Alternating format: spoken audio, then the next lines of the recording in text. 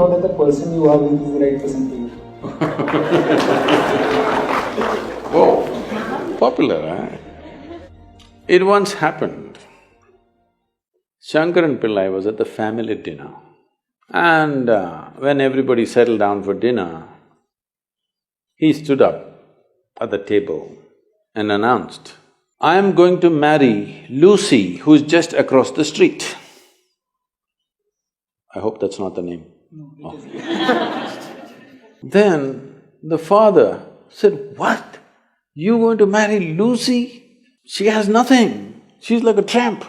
You're going to marry that Lucy?" Mother said, "What? You're going to marry that Lucy?" The uncles always pitch in these kind of matters, you know.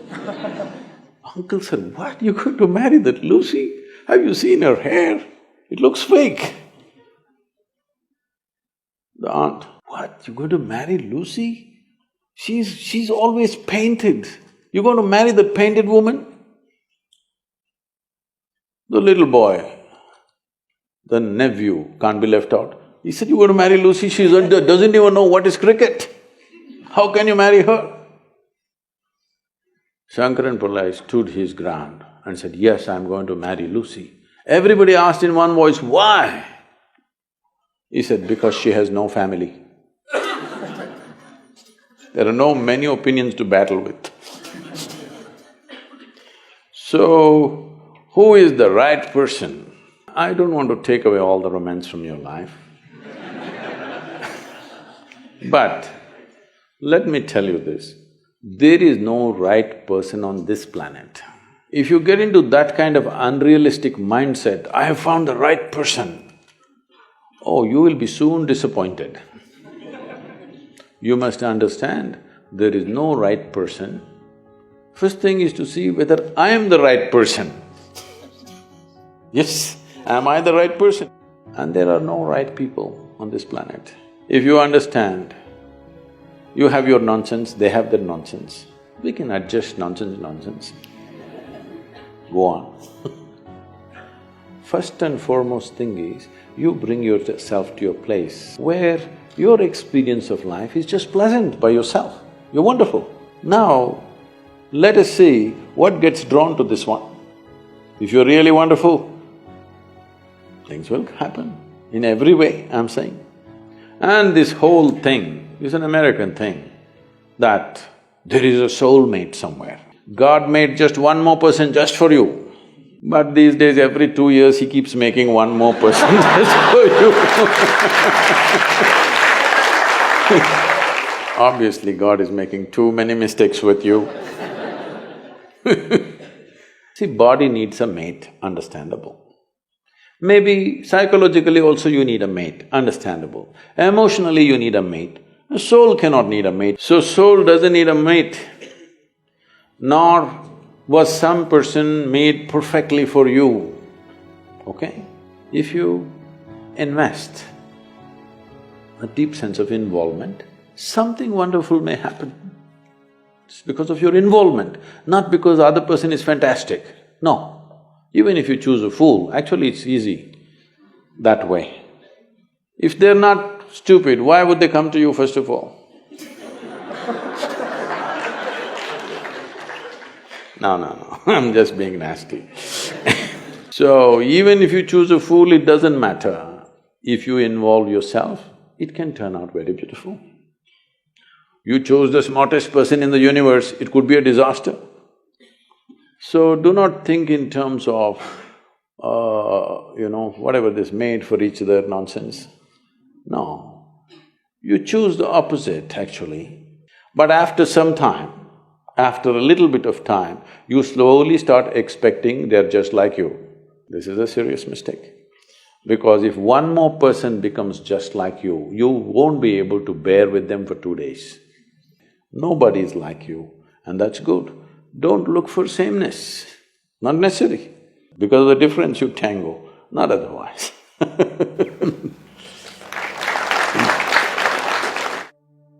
Our mothers have set amazing benchmark. The moment you say mothers, they're giving a sound ambience of babies crying. Oh, okay. Perfect. That's the halo effect, I think. Yeah, so they've set up quite a big benchmark of being an ideal wife. However, I, or girls of my generation, feel that we cannot be as good as wife our mothers have been. So should I feel that I am falling short in my personal life, or should I feel that I'm not giving enough justice to my marriage once I'm married? How should I feel about this? You know, our center in the United States is in Tennessee. Tennessee is a little one kind of state, okay? Mary Makowski, that's not Romanian, right? No. Mary Makowski got married. And after their honeymoon, they came home and she threatened him that she's going to make a dinner all by herself. I'm sorry, she said she'll make dinner for the new husband. And husband came home from work and she served the dinner and he put it in his mouth and slowly he was chewing on it and went into profound thought. Then she was very excited about this dinner and she said, there are only two things my mother taught me how to cook, the meatloaf and the apple pie. Then he looked at her and said, darling, which one is this? So, your mother, your grandmother, how they made good wives? Largely it was believed the way to a man's heart is through his stomach. Now today your husband will call Uber Eats and whatever quick picks and this and that and Swiggies and whatever, all right? So, you can't make a good wife based on how your grandmother became a good wife. You can't become a good wife based on how your mother became a good wife. Situations have changed, expectations have changed. It's not in the stomach anymore. For some it's gone up into the head, for some it's gone further south. Yes? So, you don't do that. Essentially, what a husband and wife means is, because you're not geared, most people are not geared, very few people in this world are geared to make this journey of life all by themselves. They're organized enough within themselves totally. They never feel anything missing in their life because they've made themselves like that. But most people need somebody else to lean on. Either emotionally, psychologically, there are needs in a human being, physical needs, psychological needs, emotional needs, maybe social needs, economic needs, variety of needs. To fulfill these needs, you want to find one person that you can depend on. Because it's very difficult even to find one person with whom you can share everything that you have, your body, mind, emotion and works. So this is the idea. Formalizing it is so that every time you get some little friction, you don't fall apart, so little tying up so that things don't fall apart very easily, all right? Nothing else. The biggest mistake humanity made was, they started saying marriages are made in heaven, that's why it's such a mess. No, it's done here. If you see, marriages are made between us and we took responsibility for who we are, we could have made it work, but the damn thing is made in heaven. Not suitable here, it's because it's alien stuff. Everything is a mess because you think it's made elsewhere by somebody else. If you understand it's made by you for your well-being, to fulfill your needs and your purposes so that you can go through this journey of life with least amount of trouble and friction, then you would handle it more responsibly, isn't it? And according to contemporary needs, not how your grandmother did her marriage. You can't do it that way because expectations and situations have completely altered themselves. So, if you hold somebody who is your friend and who is your need, you must understand. You're in this relationship because you need. Maybe the other person also needs, but that's from their side. As far as you are concerned, you made this relationship because you need it badly, isn't it? If you understand and you're always grateful for this, that somebody is fulfilling all your need, you would handle it well. You wouldn't make a misery out of it. But now you think somebody else needs you, then you'll make a mess out of it. You understand you need it, well, the other person also needs to understand he needs it. Now there is a cohesion. If you think, oh, you need me, so I'm going to exploit you, no. This is not about you squeezing happiness out of somebody or they squeezing happiness out of you. If two happy people meet, then there can be something wonderful happening between them. But you're a misery and you think somebody else should be the source of your happiness, well, it'll multiply.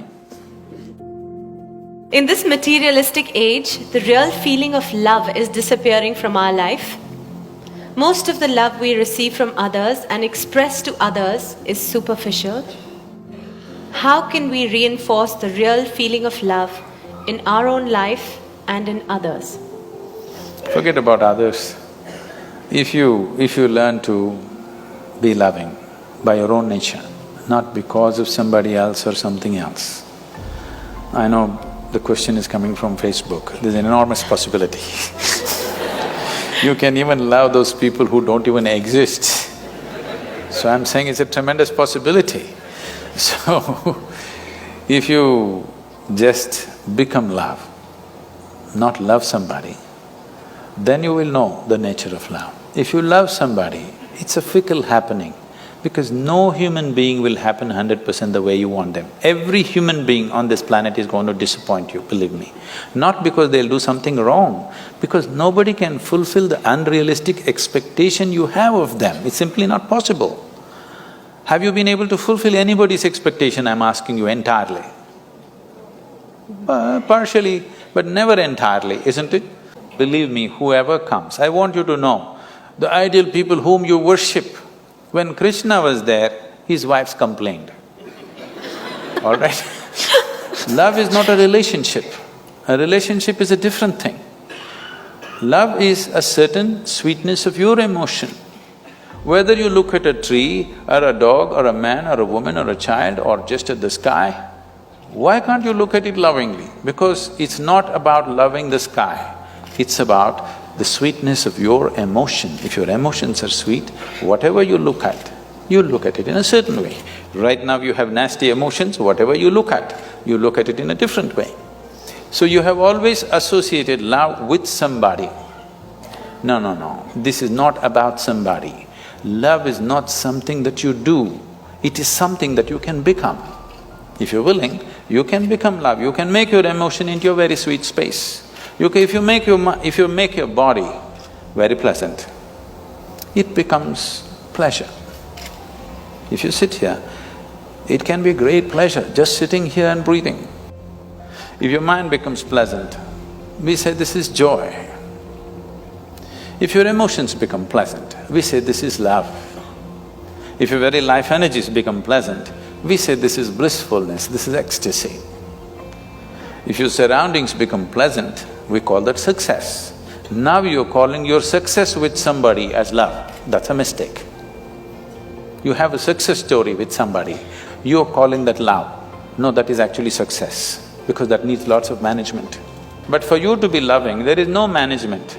If you just make your emotions sweet, your emotions are sweet and it's beautiful to be like this. It's not about anybody.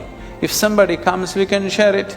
If nobody comes, you can sit here with your eyes closed and still be loving. What's the problem? It is not about somebody, it's not an action. It is not something that you do, it is something that you can become.